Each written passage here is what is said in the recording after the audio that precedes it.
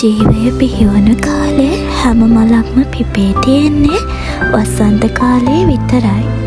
ඒත් ලෝකයමපු දෙවියන්ට ඕනේ වුණා හැම ඍතුවකටම එක් මලක් හෝ පිපෙන විදියට මල් පැලෑටි බෙදා දෙන්න. ඉතින් දෙවියන් වහන්සේ මල්වලට කීවා ඔයාලට කැමති ඍතුව තෝරගන්න කියලා.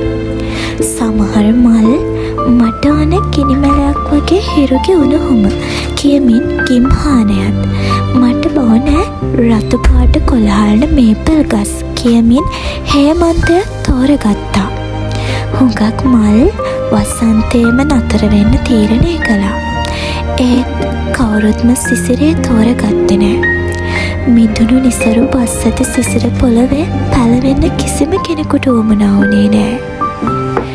සිසිරේ හුදෙකලාවේ ඔහෙ බලාගෙන උන්නා. කවුරුන් හෝ මලක් තමා සඟ පිපෙන්නට ඒවි කියලා. අන්තිමට ස්නෝ ඩ්‍රොප්ස් මල ඉස්සරහට ආවා. මම පිපෙන්නම් සිසිරයේදී කියා කීවා. දෙවියන් පවා පුදුම වුණා. ලස්සනට පාට තිබුණේ ස්ට්‍රෝප්ස් වලට.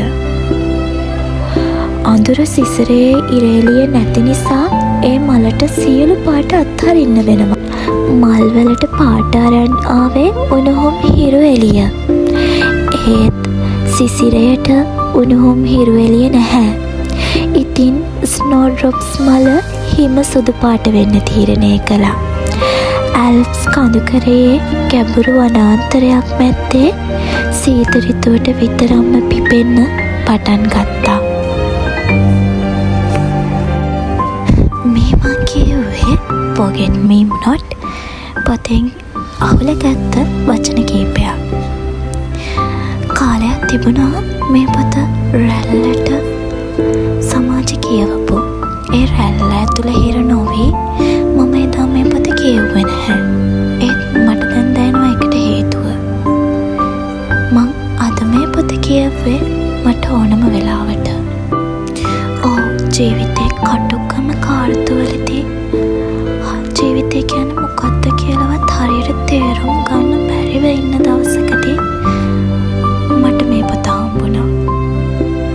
ඉතින් දන්නවද?